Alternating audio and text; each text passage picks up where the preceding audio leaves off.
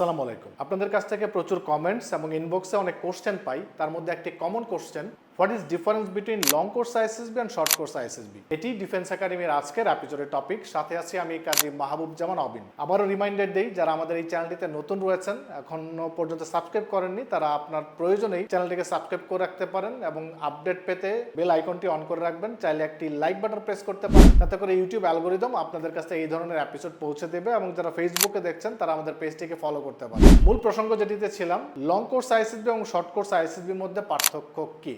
প্রথমে আমরা জানবো যে লং কোর্সের পরীক্ষার্থী কারা এবং শর্ট কোর্সের পরীক্ষার্থী কারা। লং কোর্সের পরীক্ষার্থী এইচএসসি লেভেলের যে সকল স্টুডেন্ট বাংলাদেশ সেনাবাহিনীতে বিএমএ লং কোর্স, বিমান বাহিনীতে বাফা কোর্স এবং নৌবাহিনীতে অফিসার ক্যাডেট পরীক্ষায় অংশ নিয়ে থাকে। On the other hand, short কোর্সের পরীক্ষার্থী যারা medical core, engineering core, education course সহ অন্যান্য কোরে পরীক্ষায় অংশ নিয়ে থাকে, জিএল এক্সামের যারা পরীক্ষার্থী এবং নৌবাহিনী এবং বিমান বাহিনীতে ডিরেক্ট এন্ট্রির পরীক্ষার্থী, তারাই শর্ট কোর্সের পরীক্ষার্থী। মূল প্রসঙ্গ যেটি, পার্থক্য কি। আইএসএসবির মোদ্দা কথা, মূল বিষয়টি হচ্ছে কোনো পার্থক্য নেই, no difference. Long course ISSB and short course ISSB পরীক্ষা একেবারেই সিমিলার। তবে হ্যাঁ, এইখানে কিছু পরীক্ষার পরিবর্তন থাকে বা কিছু পরীক্ষা অফ রাখা হয়, যেমনটি হয়ে থাকে বাংলাদেশ সেনাবাহিনীতে মেডিকেল কোরের আইএসএসবির ক্ষেত্রে। অনেক সময় দেখা যায় ক্যান্ডিডেট কম থাকার কারণে পিপিডি পরীক্ষাটা হয়নি, বাট মূল বিষয়টি, মূল পরীক্ষার সিস্টেম, প্রসিডিউর সবকিছু একই রকম এবং অনেক সময় পিপিডি পরীক্ষা হয়েছে একইভাবে রেগুলার আইএসএসবির মতোই। এবং আরেকটি বিষয় যেটি রয়েছে, বাংলাদেশ বিমান বাহিনীতে ডিরেক্ট এন্ট্রি এবং